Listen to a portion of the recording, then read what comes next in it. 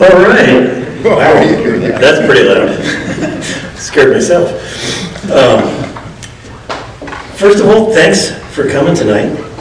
This is an important issue I'm sure a lot of you have vested interest in, and delighted to see the turnout, so thank you. I'm Darryl Kurt. I am the current president of the Ted Trueblood chapter of TU, and I'm going to give a few announcements, and then I'm going to introduce our mediator, who will introduce our panelists and get the whole thing going. So very quickly, we got lots of things coming up with the chapter. First off, tonight, you're here. Our state council meeting is this Saturday the 27th in the Oahe room in this building. Then on May 2nd, we have the North Junior High Fishing Day. And that is one that we're always looking for volunteers for. This is taking out a bunch of North Junior High students as part of their physical education curriculum, taking them out and teaching them to cast a fly rod and getting them fishing. And that will take place at Julius Kleiner Park over in Meridian, over by the village. Go online and please sign up, let them know if you can volunteer. Then on May 7th, we have a Trout on Tap event. Meet the new TU staff. That will be at White Dog Brewing, which is at Capitol and Fulton, downtown. Great place, nice owners, have always been very hospitable. Then May 11th, there's the Woolly Buggers Fishing Day, which is in tribute to Clayne Baker, the one who started that group. That will be fishing, I believe, also at Kleiner Park. Then May 17th to the 19th is the Trout Unlimited Western Regional Conference Rendezvous in Idaho Falls. That is Friday through Sunday. Now let's see. And then last but not least, on May 22nd, we have willow planting on the South Fork of the Boise River. So go ahead and check online. There's lots of opportunities to get involved in any number of ways that you choose. And with that, I'm going to welcome our mediator, Eric Crawford, Trout Unlimited. Yeah. What did I say? Moderator. Moderator. Mediator, moderator? Yeah. Well, I can do that, that's for sure. So as Darryl said, thanks a lot for coming out tonight. It is an important topic, and I think we have a very informative lineup for you. Our panelists will be presenting various aspects of the current situation on the lower snake, and particularly how it's relevant to salmon and steelhead throughout the Snake River Basin. I think many of you know our panelists, but I think it's important to really put into perspective where we are right now within this conversation about the 4 lower Snake River dams and salmon and steelhead. As a little bit of a history lesson, these dams were authorized by Congress in 1945 through the Safe Rivers and Harbors Act. That was a intent for transportation and irrigation. Energy happened to be an outlier that they found out that could be beneficial. And that's why today you see a lot of rhetoric about the importance of Congress acting on this issue. And I hope that by the end of the evening, you will be motivated, if you haven't already, to take action to engage our congressional staff here in Idaho, or if you're from Oregon or Washington, those staff as well in those offices. But we have really progressed in this conversation about the lower snake.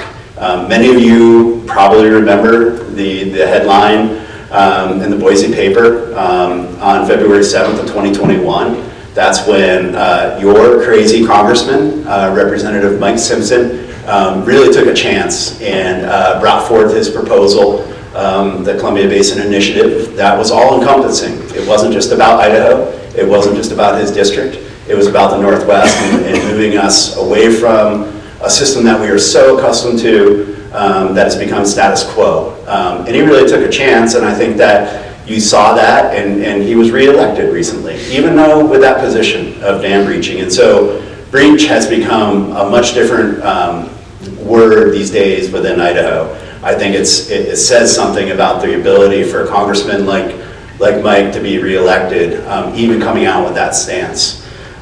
More recently, we've seen momentum really grow. In August of 2022, Senator Murray from Washington and Governor Jay Inslee came out with a position. They had done a bunch of research throughout the state and provided their direction to the legislature in the state of Washington, who have funded 3 provisos for the replacement studies of the services associated with the lower snake, energy, transportation, and irrigation. This is really changing the conversation of what we knew, before Congressman Simpson, and the momentum has continued. We saw the presidential memo in 2023, where the Biden administration finally really took a stance on this and recognized the importance of these fish to the region and also to the tribes of the Northwest. And that's really where, things have changed drastically. We'll hear portions of the recent stay agreement that happened, which was finalized in the end of March or February, between the 6 sovereigns, the state of Washington, the state of Oregon, and then the 4 treaty tribes on the Columbia. And again, this is an incredible moment for all of us. But after you take away what you learned tonight, it is not a point in time to get off the gas pedal. We still need congressional interaction and authority to breach these dams. And that's really where we need you all to continue your engagement and maybe even start new engagement. Without further ado, I'll introduce our panelists, but first I just want to make sure nobody's here for Hunter Ed. That meets on Tuesday nights, not tonight. So, no? Okay. So our first panelist, you all know our panelists, maybe with the exception of Jay, but Helen Neville, Dr. Helen Neville, is Trout Unlimited's senior scientist. She's based here in Boise. Those of us as staff members are very lucky to have her accessible and constantly kind of lean on her to decipher the science and make sure that we're thinking the right way. Secondly, we have Dr. Rick Williams. All of you have various relationships with Rick. You may be a customer, you may have been a student, but Rick is an affiliated scholar with the College of Idaho, has been on the Independent Science Review Board, and is really a standout icon within this conversation about salmon and steelhead in the Columbian Snake Basin. And then last but not least is Jay Hesse. Jay is the Biological Services Director for the Nez Perce Tribe. Jay is really at the tip of the spear for the Nez Perce Tribe. Does really amazing work, and I think this evening you're going to really get to know Jay and realize how well he can connect to you and articulate the dire situation of these fish. And so with that, we'll go through the presentations and then we'll open it up for questions from all of you. And so hold off until the very end, and then we'll go from there. So without further ado, here's Helen. Thanks, Eric.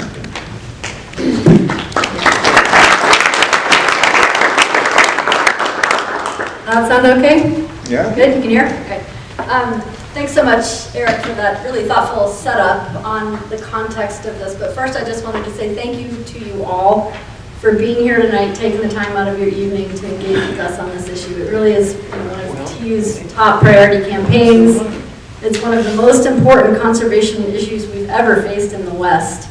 But first, before I get started, I just wanted to say a huge thank you to Jane for putting this event together. This was really a Herculean effort. Others were involved. Together. So I am going to just give a very high level, sort of 30,000-foot overview of the basic themes behind why Trout Unlimited, for one, is so engaged in this issue, and then sort of tee it up for Rick and Jay to provide deeper detail. The main reason we are getting involved in this issue is because the science behind why we need to breach the lower dams is incredibly clear. But just to give you some context on the scale, the Columbia Basin really dominates the Pacific Northwest, as many of you know. It covers over 250,000 square miles and drains 7 states. And it was historically a true powerhouse of salmon and steelhead, returning about 10 to 16 million adults a year. And it was the most productive Chinook habitat in the world. The Snake River Basin has disproportionate influence, or has always had a disproportionate influence in history on these returns, in that it only gave about 1/5 of the flow to the Columbia River Basin, but historically generated about half of the salmon and steelhead. So for any of you who may not be as fishy as most of you I know are, I thought I would just give a little context on characteristics of trout and salmon that relate to some of the things you're going to hear. For one, these are cold water fish, so they can endure, and throughout their life cycle, they are in a breadth of temperatures, but compared to a lot of other fishes, they really are on the cold end of tolerance. So that means that, when they get to sort of stressful levels of warm temperatures, it can be very hard on them. It increases their metabolism. To some degree, it helps them grow. But beyond a certain threshold, it really increases their metabolism, and they have to spend a lot more energy simply to exist in warm waters. And then, of course, there's a critical threshold beyond which it becomes truly dangerous for them and can cause mortality, like we see sometimes with the returns of some of our fish, particularly some of the later migrators like sockeye salmon in the Snake River Basin. They're also anadromous, of course, so they go from the headwaters down to the ocean, and they go to the ocean because they can grow really big there. They have access to an entirely different food web, and bigger fish tend to be more productive. So their productivity, or the ability to lay eggs or create eggs, is related to their size. So even though they undertake this Herculean effort to go all the way to the ocean and come back, it's worth it because they grow bigger and they have more eggs and have more progeny or offspring that way. Then they come back up. So the fish, when they are first born, they are born as eggs in the headwaters of our cold streams. They come out, they spend a period between several months over winter to a couple years in the freshwater. Different populations, different species do different things. And then they start to transit downstream. Smoltification process, physiological process to prepare to enter salt water. They spend somewhere between 1 to 3, 4 years in the ocean, and then migrate back up the 8 dams as adults. I forgot, actually, when I was talking about this slide, to point out the dams to you. So, as Eric said, the dams were in the Columbia Basin. We don't have a pointer. The dams in the Columbia Basin, the black ones, were built in the 1950s, and then, or started, as Eric said earlier, in the trajectory of these dams. The 4 red dams are the lower Snake River dams that are in question here. And those were under construction in the 1960s and into the early 70s. And during that period, we witnessed precipitous declines of our steelhead and salmon, which now return at only about 1 to 3% of the historic levels. So I just wanted to emphasize sort of the life cycle of these fish, why they do this, the Herculean effort that they undertake to go to the ocean. Our fish up here in Idaho swim in some cases almost 900 miles, and they have the longest and highest migration of any salmon. So it really is a remarkable feat. And yet, the reason we're all here tonight is that extinction is looming for these fish. We have 4 stocks that are listed under the Endangered Species Act, and that means that each of these stocks individually has a legal mandate to be recovered on its own. So we have 2 forms of Chinook salmon, fall Chinook and spring-summer Chinook. Both of them are listed independently as threatened. And so they have to be evaluated, managed, and meet recovery goals independently. Steelhead are also listed as threatened, and our sockeye salmon are listed as endangered, so they are at critical risk of extinction. Coho salmon are already functionally extinct in the basin. They have been reintroduced recently due to a hatchery program. We'll talk about that later, but more, our concern here is that without the dramatic change that we know needs to happen in the hydro system, more will go the way of the coho. Another thing we'll talk about toward the end is that these fish are really central to tribal treaty rights, and it's essential for us all to recognize that, and that's why the tribes have been so fantastic in stepping out and asserting these rights. There are tribal legal treaties with the tribes that mandate access to harvestable fish, and currently we simply are not meeting those legal mandates. These fish are also the ecological, cultural, and economic cornerstones of entire communities. Places like Salmon, Idaho, and Riggins, where people have really been struggling because of the decline of our fish. They really are the driver of the entire economy behind some of these communities. They're also the foundation of the entire ecosystem. So this is something that we don't often think about. We often think about humans eating salmon, or bear or orca eating salmon. But because they go to the ocean and they grow big there, they're bringing back all of these marine-derived nutrients and fats or lipids that feed the whole chain from the time they enter back in the freshwater. So they're feeding, their carcasses and their eggs are feeding aquatic insects, the birds that prey on those insects, and even the trees when the carcasses get dragged up into the forest. And it's estimated that about 135 species depend on anadromous fishes. So since the listings under the Endangered Species Act starting in the early 1990s, we've literally tried everything. We've had massive programs to barge smolts around the dams to try and circumvent that impact. We've restricted harvest at great cost to communities.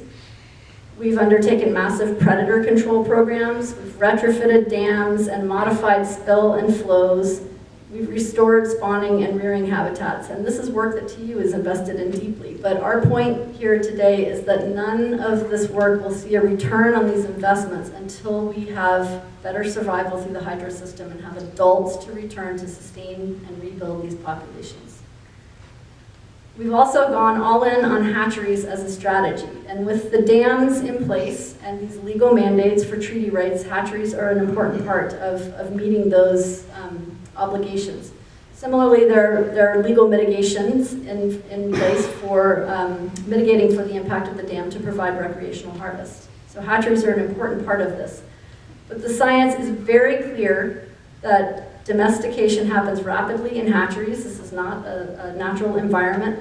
And that these fish that come out of hatcheries and are put back in the streams simply don't have the same fitness as wild fish. They don't survive as well, they have lower reproductive success, and so when they interact with and interbreed with and compete with the wild fish in nature, they can reduce the resilience of these populations.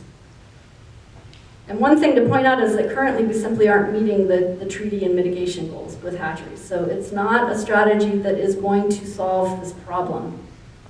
And then another point I wanted to make about hatcheries and the different stocks is that the reporting that you'll hear is often gravely misunderstood, and this is an important thing to take note of.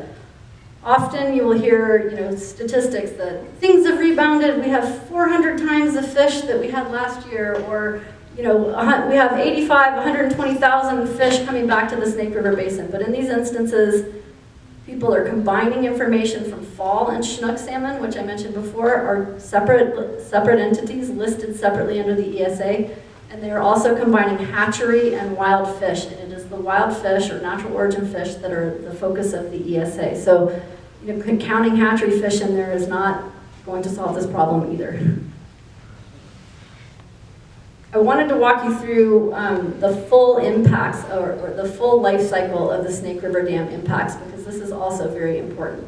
This is not just about fish that pass over one concrete structure. You will often hear statistics like 96% of our fish survive over the dams. But what we are talking about is the full gauntlet of 8 dams that the fish have to pass on the way down and pass on the way back up. Each of these dams creates a reservoir, and those reservoirs are hot and slow. These fish historically would migrate passively with the flows downstream. So they literally migrate back, they just float out backwards with the flows in the spring. So now they have to navigate and actually actively swim through these reservoirs, which are hot. That increases their metabolism. It means they're spending more energy just to get through them. They have to actively swim. All of this decreases their condition. They have less cover and less food, and then they're having to navigate a gauntlet of predators, largely non-native predators that are benefiting from the dam environment. So collectively, this means that their migration time now is delayed up to 10 times. So historically, they used to transit in about 2 days. Now, sometimes it takes 20 to 24 days for them to get out of the system. And then you think about that incredibly complex physiological process that they're undertaking of smoltification to prepare their body for saltwater, right? Can you imagine what an amazing feat that is? They end up getting at the ocean sort of, in a mismatch with that smoltification process, and some of them can actually revert that process, and all of this means that they show up at the ocean in worse condition as well. So there's another part of mortality that is called delayed mortality, because natural mortality happens in the ocean. Some of these fish will die regardless in the ocean, but there's a certain percentage, and it's not insignificant, of fish that successfully transit the system but still die in the ocean, and that mortality can be directly attributed to their passage experience. We know this because the one useful thing about the dams is that they can mark and tag the fish and follow their fate based on whether they were barged, whether they went over the dams, whether they shuttled through the turbines, and look at how mortality is related to their history. So this mortality is, kind of difficult to sum up, and there's a lot of debate over the magnitude of it, but no doubt it is a significant additional source of mortality. Then these adults have to come back and transit these 8 dams again, and in some years, with hot flows for some species, that can be a very significant source of mortality. Years ago we lost almost our entire run of sockeye, like over 94% I think of our sockeye were killed in the hot temperatures coming back up. So this is why collectively the recent NOAA report, NOAA is the agency that manages the recovery of these fish from the federal level, they came out with a report that finally strongly stated that the Snake River stocks were at the highest risk among the Columbia River stocks, and that the hydro system impacts are the largest threats on Snake River stocks. So I'm trained as an evolutionary biologist and a geneticist, and I just wanted to characterize a little bit how remarkable these fish are. Salmon and steelhead have amazing resiliency. I talked a little bit before about these life histories, the strategies that they use. Well, I said that they go out at different times from freshwater. They're in the ocean for different periods of time. They come back at different periods of time. Different populations, different species do different things. And so collectively, these can sum up to what are called life history strategies. And they're strategies they've evolved to deal with their environment. This means that they have a very complex biological portfolio, so that if there's an impact in one part of the system, there are other fish in the rest of the system that can come back and colonize and sort of, continue to sustain these populations over time. Historically, over the millions of years of salmon evolution, these fish have suffered massive geological events, biblical-sized floods, volcano eruptions, and glacial cycles, 4 glacial cycles, where at one point the ocean was 115 meters below sea level. Imagine that change and how different that was than what they're dealing with today. And then they deal with this environment today, right? These are all pictures from the Rocky Mountain Research Station up in the Middle Fork Salmon River. They endure fires, massive floods, landslides and debris flows. And this is important because these are not necessarily negative impacts. It is actually this dynamic landscape that has shaped the modern resiliency we see today. It is what has created all of these different life history strategies for dealing with change. And so the bit of hope I want to leave you with is that these fish are just remarkable in their ability to deal with change, but they're literally hitting up against the limits of that with these 4 concrete structures at play.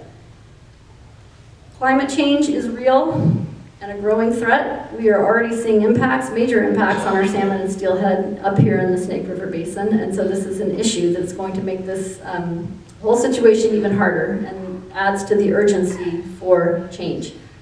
But I did want to emphasize that the Snake River Basin is literally the bullseye for anchoring these fish under climate change.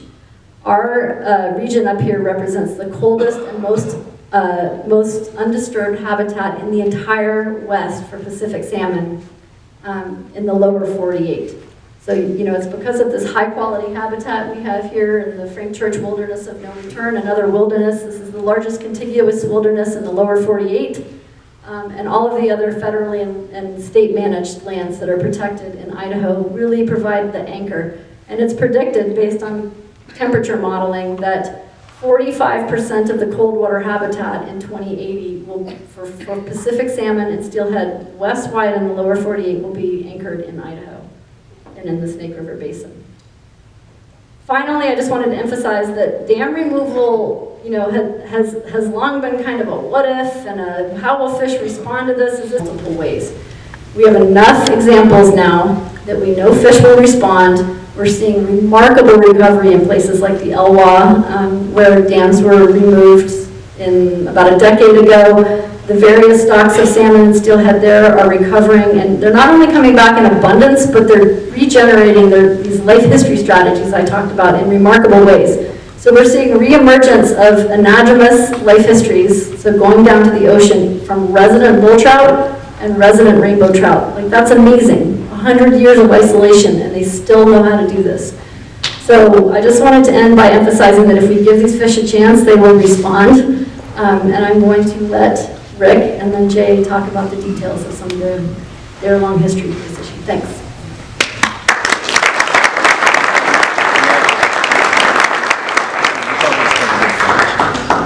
Thanks, Helen.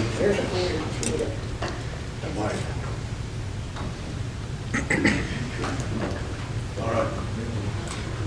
So it's good to be here. Good to see so many friends. Thank you, Jane, and the TU Club for the invite.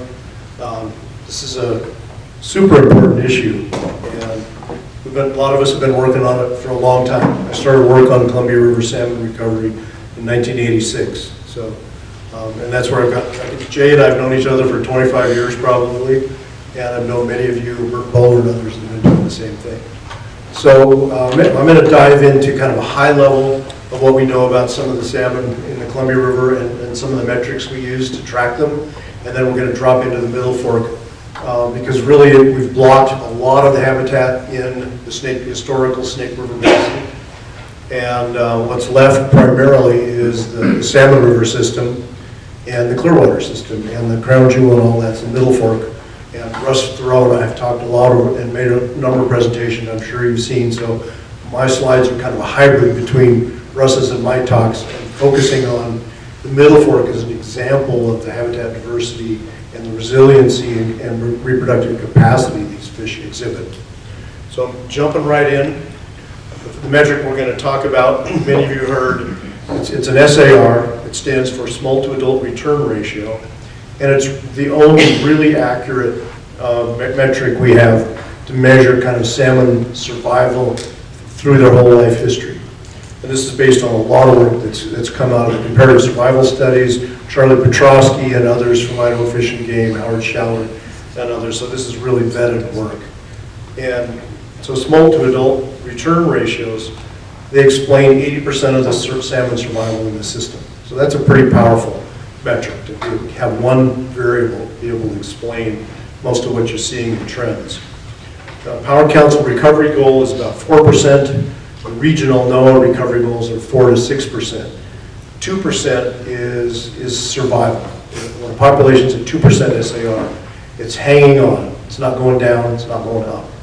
And simply because the really simple metric for SARs is you take 100 smolts from a salmon breeding in a cohort, they go downriver, and you got to get 2 back to replace the male and female that created all those. That's the 2%. So if all you're doing is replacing those 2, you're holding your own, but you're not going very far. Idaho fish are well below that at the moment. So here's the dams. You know, a lot of us have known this for a long time. Federal analyses in the last few years have come out in the EIS and other documents. The great rebuilding document that came out earlier this year that many of you have probably seen, they point to the dams as the primary threat to keeping wild salmon and steelhead in the Snake River Basin. And in the 1960s, SARs back to the Snake River Basin were 3.5 to 6%. If any of you followed some of Ted Trueblood's stuff, seen that wonderful old video, Some of the reports that came out of Fish and Game, Jerry Mallett reported in '99, they talked about these numbers, and they were bringing like 50,000 Chinook back to the Middle Fork. These levels of SARs were supporting tribal and recreational harvest. And they're what we now look back on to the good old days. In point of fact, the SARs historically and the numbers of fish are coming back. We now have some evidence from some other work that I'll get to. They're even much greater than that. So there's the dams in the four dams all went in the 60s to 70s.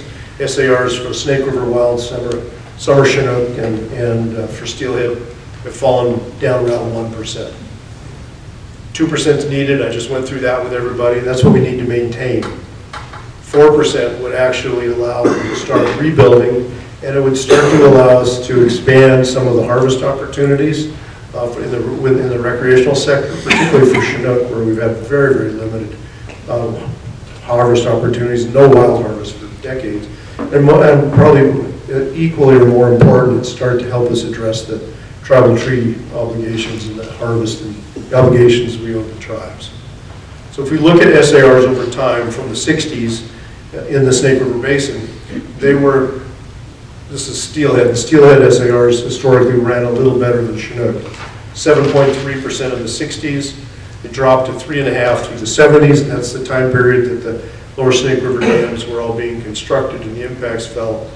Dropped into the 90s down to 2.3 and then 2% now. And actually they've been about 1.3 for the last 15, 20 years. So the change was the dams going in. Here's the SARs at individual dams.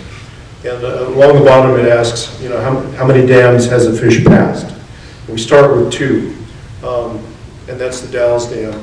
You'll notice there's holes at 5, 6, and 7. 5, 6, 7, and 8 are lower granite, monumental, Ice Harbor, Little Goose. Those are down in the Snake River Canyon.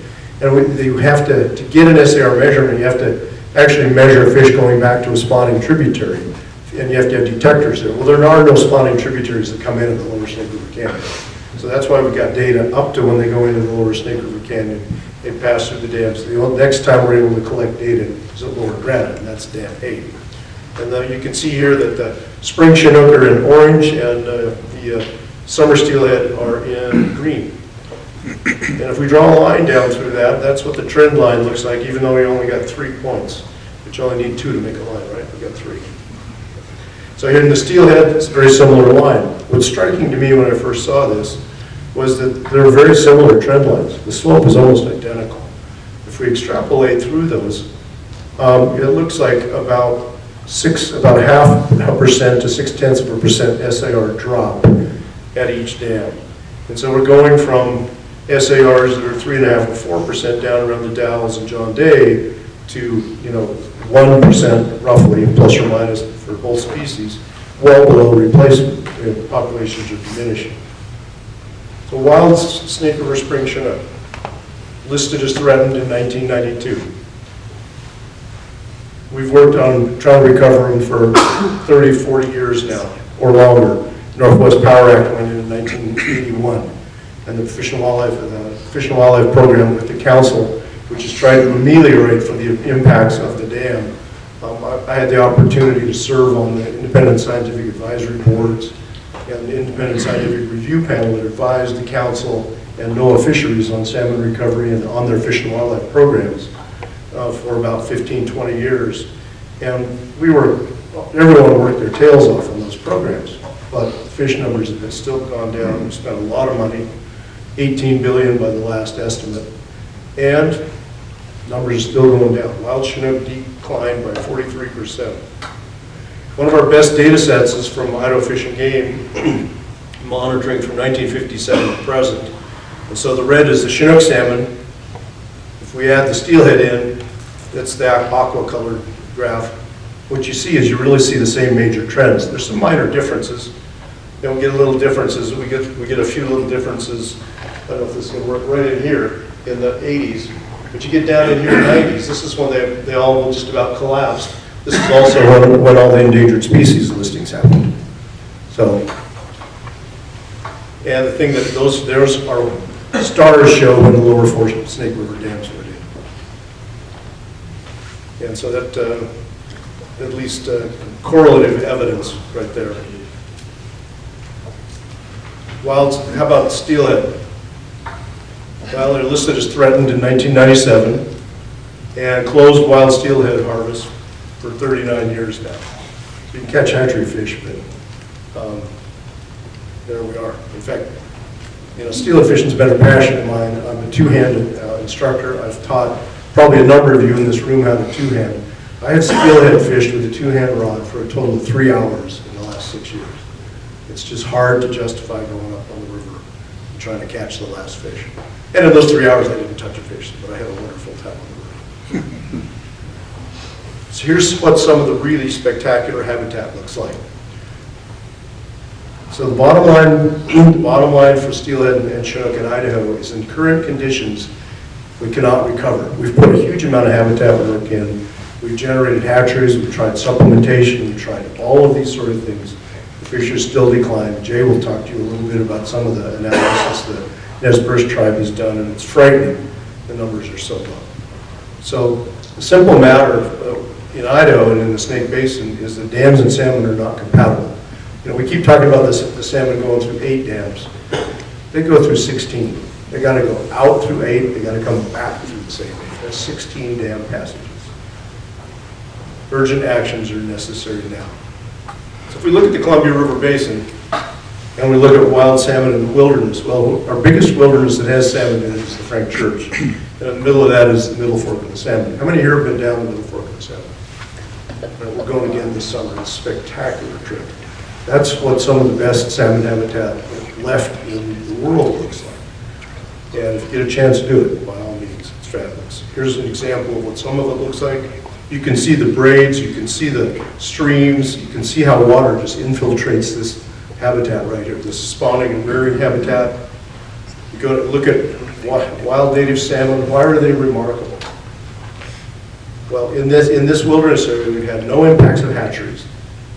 The fish are biologically diverse, and when we talk about diverse, we're talking about multiple ages. Like Helen talked about how they go out to the ocean. A cohort will go out.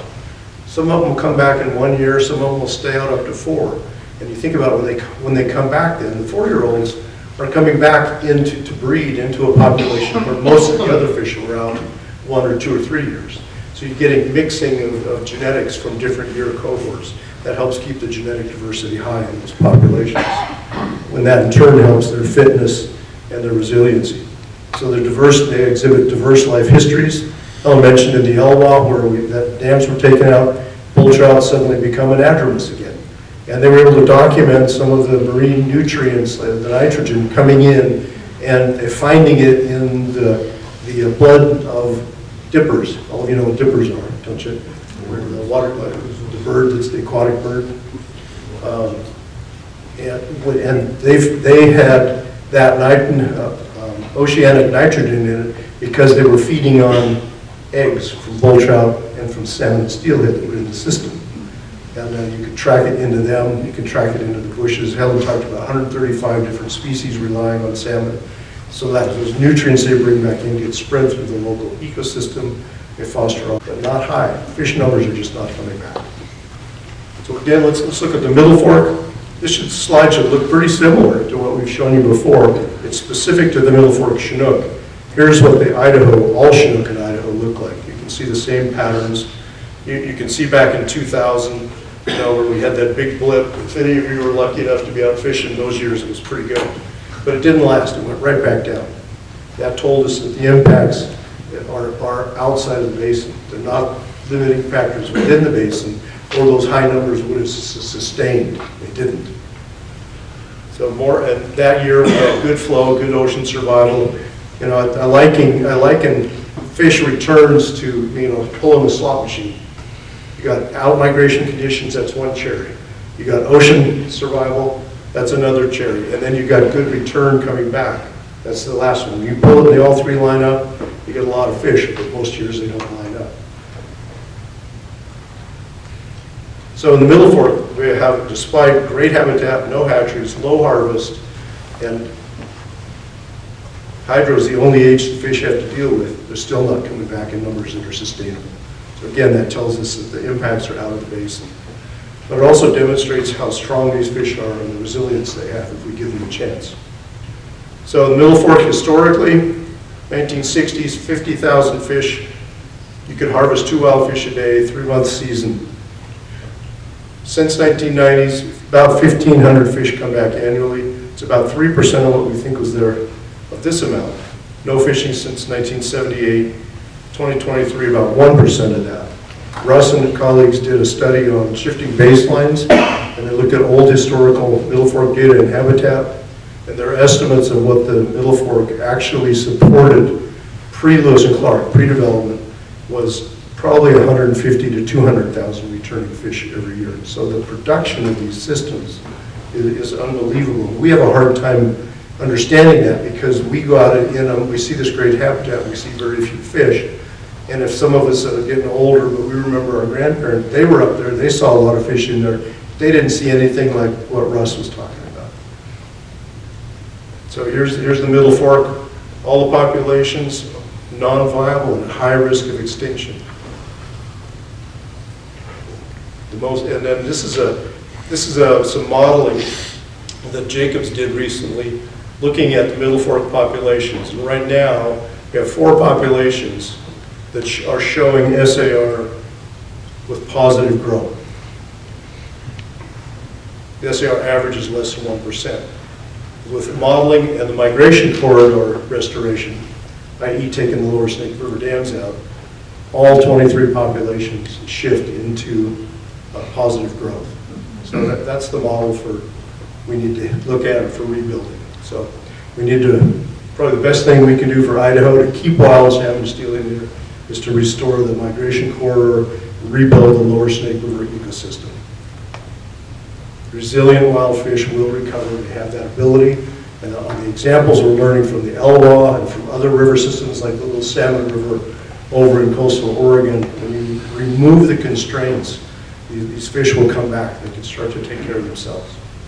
I think now, Jay's up.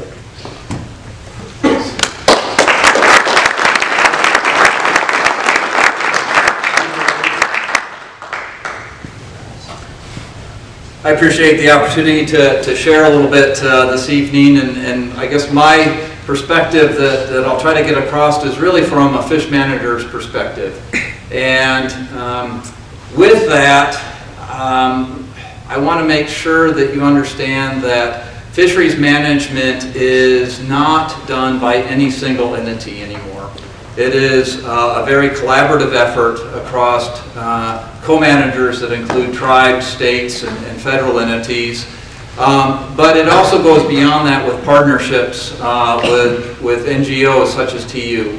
And the working relationships that I have and that the tribe has with Trout Unlimited specifically, and the work that's done by Trout Unlimited on the ground, is incredible value added. The work that is done for habitat restoration is absolutely essential and is making improvements to the numbers of fish that are coming back. So while we still have dire numbers, things would be even worse without the efforts that TU and the collaborative efforts have done throughout the basin. So I'm assuming that most of you are members in TU, and I just want to highlight that relationship is value added to the collective effort of fisheries management throughout the basin. And so keep that up.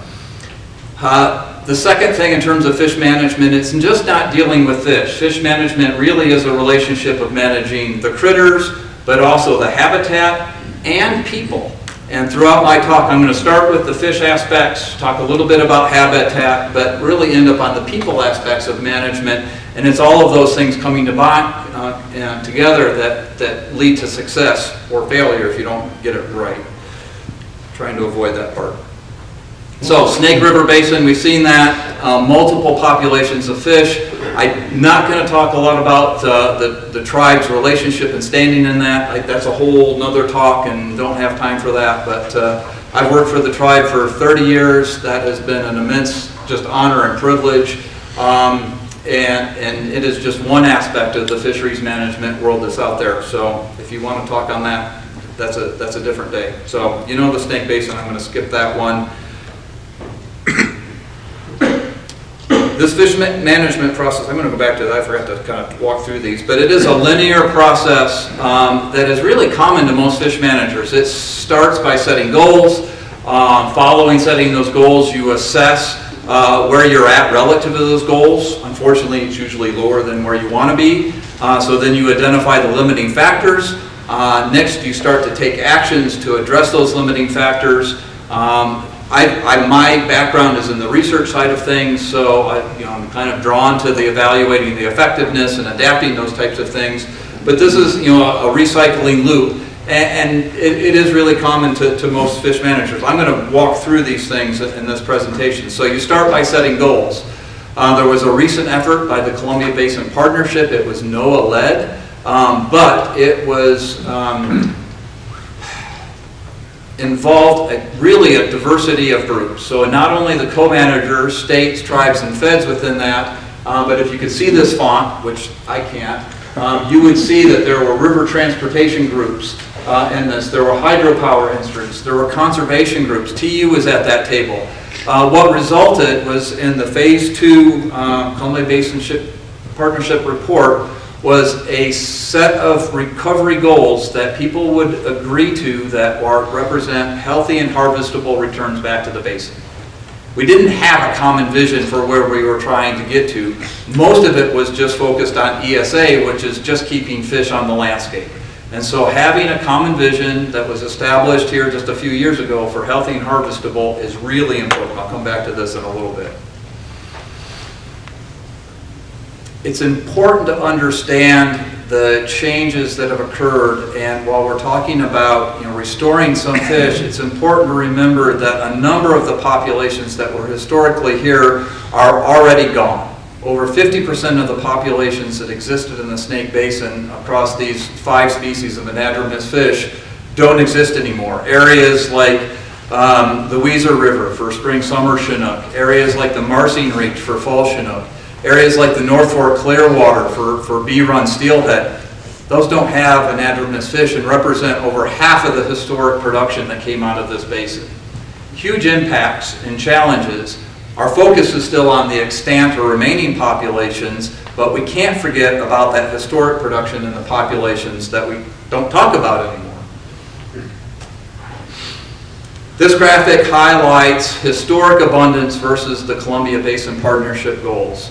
So the tops of these green bars represent what we think was historic abundance, or the minimum level of that. For spring summer Chinook, we thought that there were over 1 million spring summer Chinook that came back to the basin. In the Columbia Basin Partnership, the healthy and harvestable target that has been identified for those natural fish is 235,000. That represents the top of the dark blue bar.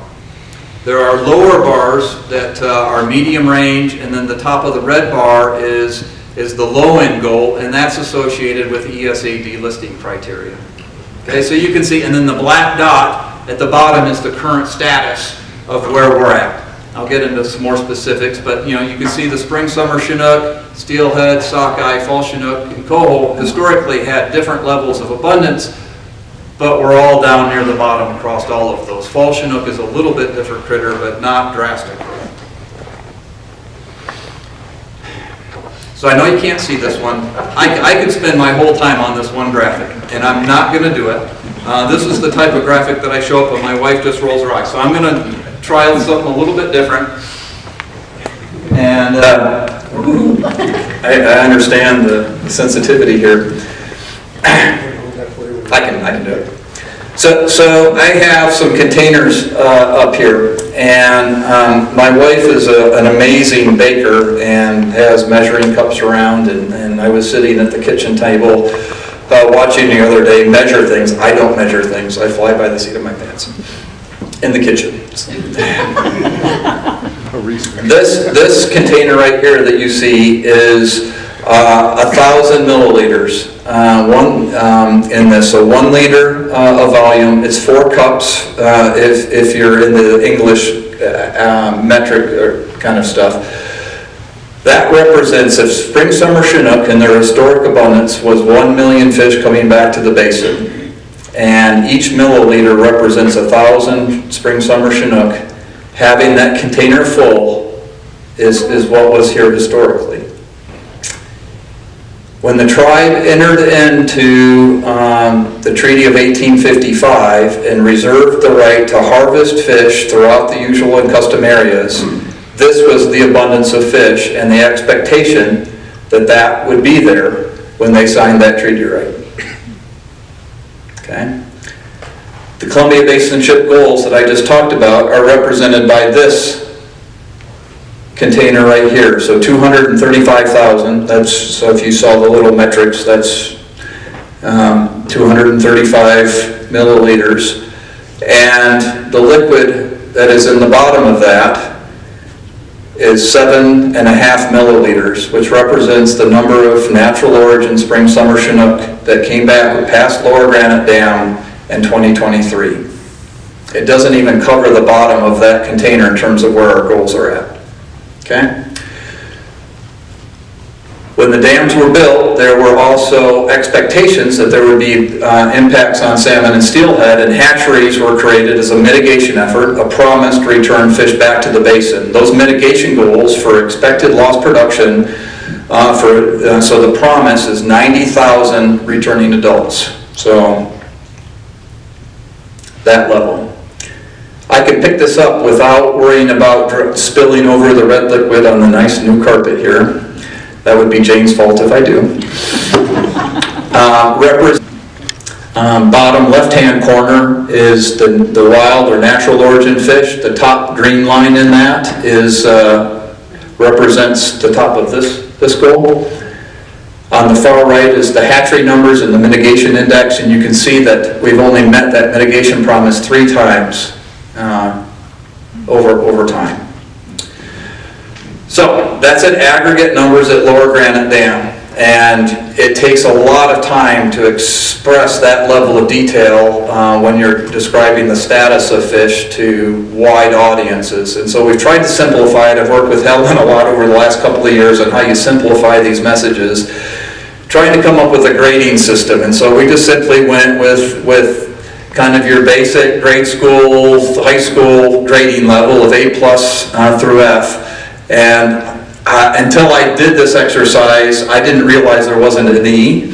I actually had to go back and look, why is there not an E? You can Google the results. But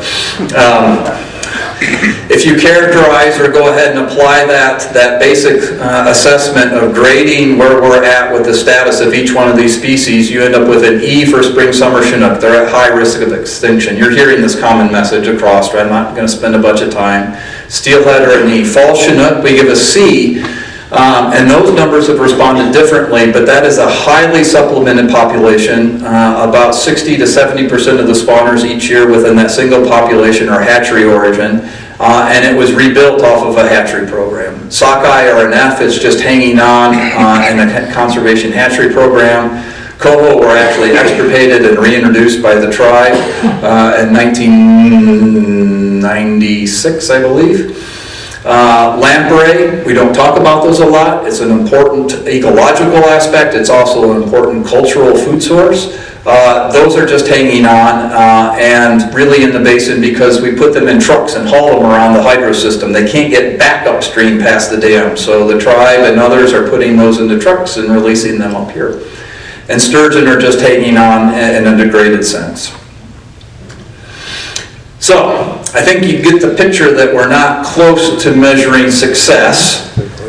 Unfortunately, we spend a lot of our time measuring how close we are to failure, how close we are to the lights going out for salmon and steelhead. And so a couple of years ago, the tribe did an analysis of where we were at for each one of the populations of spring summer Chinook in the basin, relative to a quasi-extinction threshold. And a quasi-extinction threshold is a conservation biology metric. It's used by the National Marine Fisheries Service in their biological opinions to assess if there's allowable impacts. That definition is 50 or fewer natural origin spawners returning back to a population in 4 consecutive years. So just a handful of fish coming back for 4 consecutive years.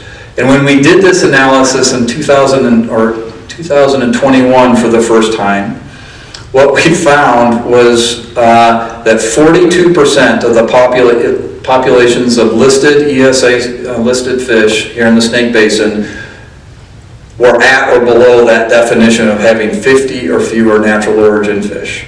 Okay, so what this graphic shows, and this is hot off the press, this is updated with the 2023 returns. I just got this graphic on Monday. And so it's out of an awful graphic, so we've converted it to a picture. So the red, these are each of the populations throughout the Snake Basin. The black line represents the Nez Perce tribe's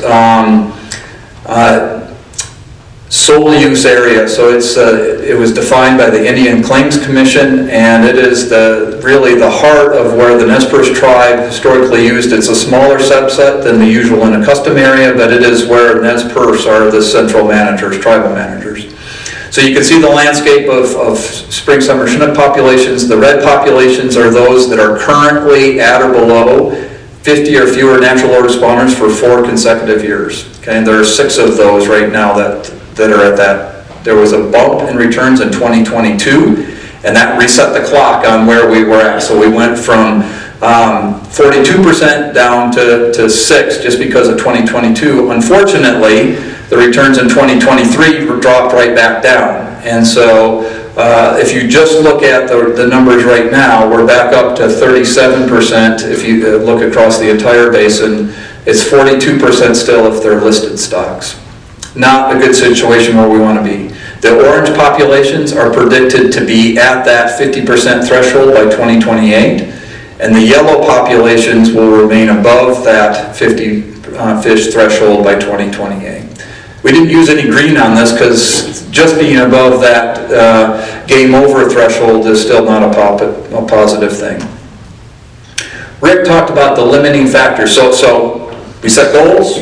We assessed the status. Now we're looking at limiting factors, taking the metrics that Rick talked about for the Middle Fork salmon and others. What you see is relative impact of limiting factors across hydrosystem impacts, tributary habitat impacts, predation impacts, estuary habitat, hatchery impacts, and harvest. What's not on here is ocean conditions, but that is also a factor that we need to take into account. The largest single factor in terms of impacts above natural conditions is hydrosystem. Okay? Kind of constant with the theme that we've been talking about. There were 2 publications that came out here recently that looked at the severity of the hydrosystem impacts and how important alleviating those impacts is for achieving healthy and harvestable abundance.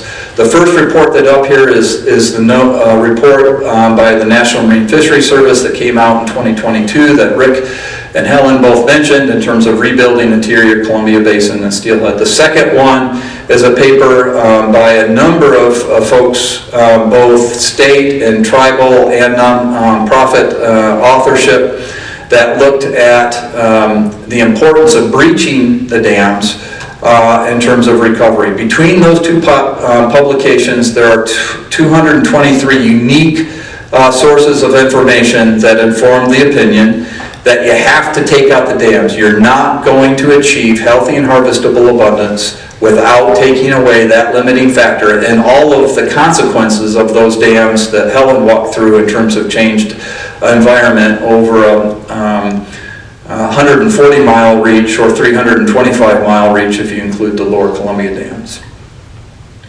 So what's the response to both the dire situation of salmon and steelhead and this science assessment that the dams have to come out?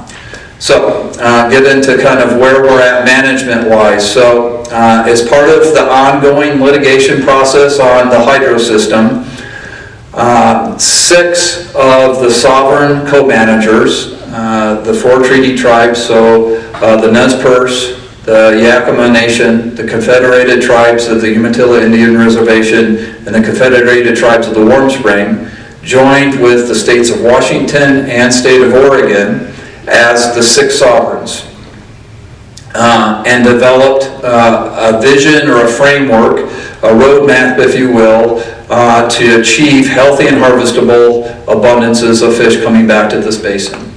Within that Columbia Basin Restoration Initiative, or CBRI, there were some core attributes of that it had to honor tribal nations and the commitments that the federal government has made and are standing in that. But it also highlighted the importance of having affordable and reliable dam power, and that can't go away or be jeopardized. And it acknowledges that the diverse stakeholders that are reliant upon the infrastructure and situation that the four snake dams have created would be either sustained or transformed in a way that retained robust local economies within that. All with the outcome that you have to get to healthy and abundant or healthy and harvestable stocks at the end of the day. That was the goal. You have to get to that big thing, but you're not leaving others behind as you go through that process. So what's the reaction of the federal government to that 6 sovereign product and the conditions that we've highlighted in dire straits? So there are really 4 responses to that. Already highlighted the NOAA science report and talking about its statement that you have to take out the dams to get to healthy and harvestable. A little bit of a rabbit trail on that one. There's been questions raised about why or how that NOAA report differs from NOAA's past assessments that dams could be compatible and approved within a biological opinion. The key difference in that is this rebuilding report's litmus test was achieving the healthy and harvestable status, which differs from the biological opinion thresholds, which is a jeopardy standard. The jeopardy standard is, can those fish populations just persist? Do they not go extinct? That's, you're measuring, is the game over versus do you win? And you come, not surprisingly, you come up with 2 very different conclusions about the magnitude of impacts. And so I think it's important for this group to understand that difference, that you can have different opinions on a limiting factor when you're looking at 2 different endpoints. The second thing that came out was a presidential memorandum from President Biden that says we are going to put the whole effort of the United States government to achieving healthy and harvestable goals. And do that in a way in partnership with other folks. That one came out in September of 23. As Eric highlighted, there was an agreement established between the 6 sovereigns and other litigants that was finalized in February, I guess. Late December through February. It was approved by the judge in February. But that is the USG's commitments and an associated memorandum of understanding that was actually the signature document for those 6 sovereigns and Northwest Wildlife Federation that signed on to that. And so I'm going to talk a little bit about those attributes. So here's the response from the USG from that NOAA report. It highlights that there are 3 essential actions or centerpiece actions that need to occur if you're going to achieve healthy and harvestable throughout the Columbia River Basin. For the snake basin stocks, that means you have to breach the dams. Here's the commitment documents. If you want to read it, it's only 30 pages, but it was developed by multiple lawyers and multiple biologists, so every word in that is really important. It is, I'm going to put a risk of putting it into 3 slides, but you can find it at the Columbia River Intertribal Fish Commission's website if you want to read both the commitments document, the MOU, and the Columbia Basin Restoration Initiative. Those are all labeled there. They're really, I would encourage you to read them. They're not that daunting. The USG commitments document and the promises that folks have made in that really are divided into 10 different categories, and I'm not going to go through all of these in detail. The upper left-hand corner is really the most important one, and that is to restore or lower snake restoration. Figuring out ways that you can address the limiting factors associated with the 4 lower snake dams and ultimately breaching those is the key link. This document does not authorize, it clearly highlights that Congress needs to authorize breaching for that to happen, but the efforts that are supported in this document are the ones that remove those hurdles or start the planning. I'll talk a little bit about that more. The other one that I'll highlight is the interim fish operations. And so while we look at current conditions, those are really important for keeping fish on the landscape, but 50 years of experience of trying to kind of gold plate the dams and address things that Rick mentioned through the Fish and Wildlife Program and another rabbit trail. That program, while we haven't been successful in restoring healthy and harvestable, I am very opinionated, has been essential in keeping fish on the landscape. Without those efforts and without that money spent over all of those years, we wouldn't be talking about keeping fish on the landscape now. They would have been gone. So I'm going to highlight 4 kind of high-profile things out of this commitment document, knowing that lawyers don't like to drop any of those sentences. So the first one that's highlighted is a commitment to develop tribal energy sovereignty and having the U.S. government support to empower tribes to be involved in energy production and energy marketing as they so fit, and putting both money and expertise behind those tribal sovereignty efforts. The Nez Perce tribe's engagement in this tribal sovereignty is really threefold, is how we're trying to address it. And it is first and foremost focused on replacing the energy that's developed or produced out of the 4 lower snake dams and taking that excuse away for breaching the dams. Second of all, we're looking at ways that the tribe can actually profit and be involved in the energy marketing throughout the Pacific Northwest. And the third one is actually working behind the meter in ways that the tribal membership won't have the burden of electricity costs and will have those self-sustaining solar stuff at their homes. Okay. That's a huge, I think that's a huge commitment. There's a whole bunch of environmental justice issues that are tied up with that one that I think are really laudable. And it helps get towards taking the 4 lower snake dams out. The second bullet is the crux and the reason that the Nez Perce tribe signed on to the USG commitments and the MOU associated with that. And it is analyzing how to replace the vast array of services, so that's energy production, it's transportation, it's water use, irrigation, it's recreation, analyzing how you would actually replace those services in a way that's acceptable to society if and when breaching is authorized. That step has been an excuse, or not doing that step has been the excuse for a long time and just to end a discussion. So we're taking that excuse off the table. The third bullet is really important, and where I've heard frustration from a number of folks about not going far enough in how the hydro system is operated. That has been the focus of a lot of on-the-ground efforts for so long about keeping fish in the landscape. We've got to do more with the dams in place. This is a step forward in that. It does better things for fish for the most part. There's a little bit of a rollback in the summertime during August that it primarily affects Snake River Fall Chinook and some Upper Columbia summer Chinook. But it is a small step forward. It's keeping fish on the landscape until we can have a transformative change with breach.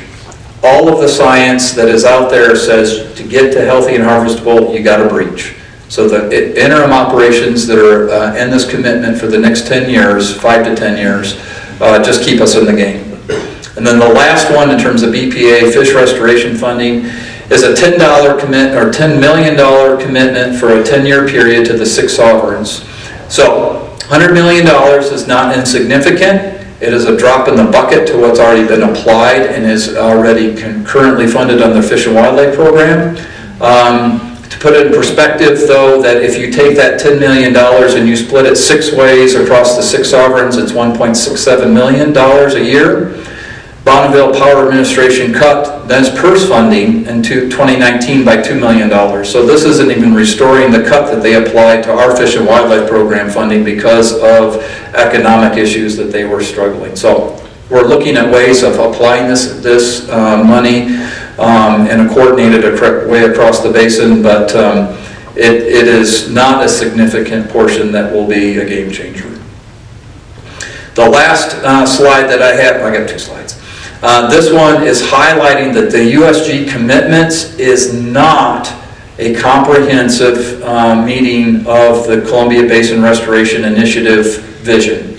It helps towards that, but it is only a subset of those efforts, and there is a commitment by the 6 sovereigns to work and continue to work with the U.S. government to expand the efforts on the ground, to work with our other federal and state partners to do more, and that we understand that that effort to do more to achieve the vision of the Columbia Basin Restoration Initiative has to go beyond the 6 sovereigns and include entities like the state of Idaho and a bunch of other non-profit type NGOs within the basin. So we're committed to working with the holistic group in the landscape, both fish managers and not, for that, and to actually achieve healthy and harvestable, it's going to take that collective effort, and that gets back to the people management aspects of this whole thing. So, TU, what do we need from you in terms of this response? This is the world according to Jay, so take it for what it's worth. I think the first thing is to continue and expand the tributary habitat restoration and protection actions that TU has really been good at in terms of working with local landowners and a number of monetary sources. That is invaluable to keep on the landscape, and we've got to continue to protect that freshwater habitat. The reality is that population growth is going to continue to degrade freshwater habitats, and we've got to figure out a way to really stem that degradation, let alone improve it. Second one is a no-brainer. Continue to support breaching of the 4 lower snake dams. That's already a very vocal position of TU, both I think on paper and in the science aspect. And this is I didn't have time to get into the details on this one, but this one I think is really where you as individuals can have the largest impact. And that's to support a transformation of the Pacific Northwest energy grid in a way that replaces the lower Snake River production. While I think we've demonstrated that salmon are at crisis, we are looming crisis in terms of energy supply here in the Pacific Northwest. Right now, the basic energy usage in the Pacific Northwest is about 30,000 megawatts. In the next 20 years, that's predicted to double. And there's not a plan for meeting that both in generation nor in transmission lines. What the Snake River dams produce as part of that 30,000 existing pot is less than 1,000. Okay? And so while we're looking at a gap of another 30,000, if you've got to just add on a little bit, solve the big problem, but include the little problem along the way. And so that's the vision. Instead of using power production as an excuse, I think you can work with your policymakers and say, we need an aggressive plan to meet the energy needs of the Pacific Northwest, and by the way, do it in a way that works for salmon along the way. It's not going to be that much harder to do. With that, tail end of the talk with the corny dad joke. And I can do that because my kid's in the room. So.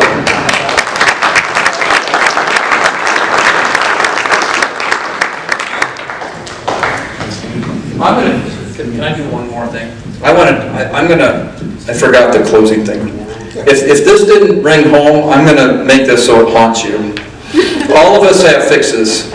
And so if you don't bake and you don't know what a liter is, I know what you know what 16 ounces is in terms of a Starbucks cup. Okay? So if this Starbucks cup represented the historic abundance of Snake River, spring, summer, Chinook coming back historically,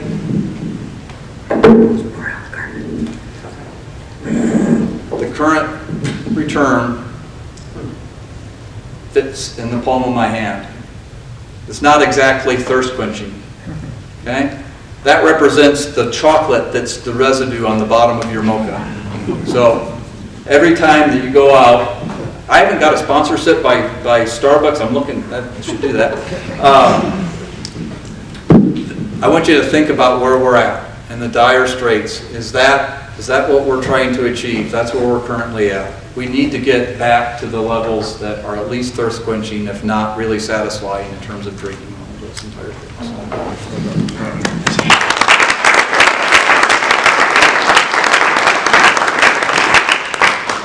How about another round of applause for the panelists?